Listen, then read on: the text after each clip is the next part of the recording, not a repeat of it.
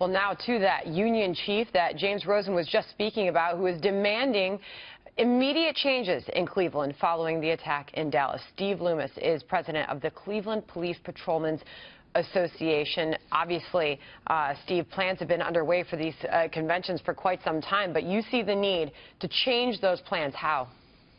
Well, I don't know that we can actually change the plans at this late date. I have every confidence in the federal government and the federal officials that are going to be here. Just to correct a couple of things, we have about 1,400 police officers, not 1,700 that was mentioned, and that's part and parcel to the problems that we're seeing. Is just the false narrative. And the How false many of those are going to there. be deployed to the convention there, of the 1,400? About a third, as the chief had said, or a little bit more than a third of them. I mean, so where else are you going to be getting help? I mean, this is an enormous task. 50,000 people will be descending on that city. I think it'll probably be more than that, if I'm not mistaken. But it is an enormous task, and it's a challenge that we're up for. The men and women of the Cleveland Police Department and the officers that are going to come assist us from around the nation, not just the state of Ohio, are going to do everything in their power to keep this as safe as possible. And we're going to have two very passionate groups of people on both sides of this equation. And, say what you want. That's what's great about this country. You can say what you want, but please don't pick up a rock.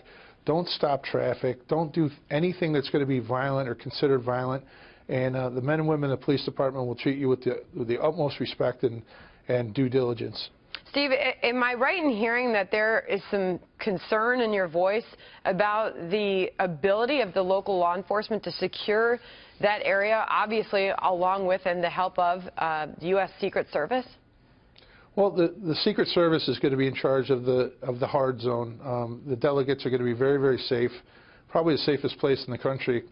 So to that point, you're worried about the soft zones, like outside of the stadiums. How are you going to secure that?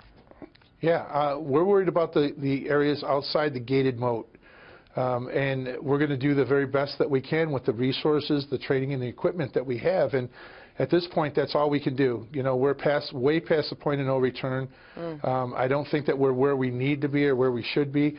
But that being said, we are absolutely going to respond and do the very best that we can with the resources that we have. And I'm confident, just as it goes without saying, the men and women of the Dallas Police Department responded heroically to that absolute tragedy. And you're going to see the same here. Speaking of that, Steve, what do you make of the rhetoric that is being used in this country, the divisive nature of many of our cities?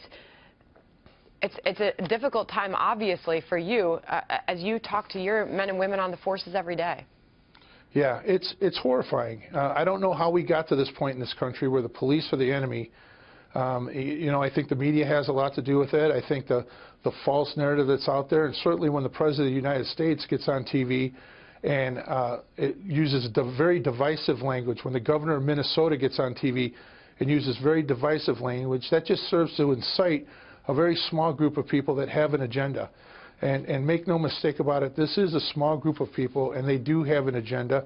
And when you're hearing from legitimate politicians, the President of the United States down to local prosecutors, speaking in this very divisive way before one day of investigation is completed in Baton Rouge, Louisiana, or up in Minnesota, that's very hurtful. And those gentlemen are going to have a lot to answer for. That's insightful. And they have blood on their hands, and they have blood that they're not going to be able to wash off. All right, Steve Loomis, an enormous task at hand, and one that you say you are up for. Best of luck, and take care. Thank you very much. Let's be all safe.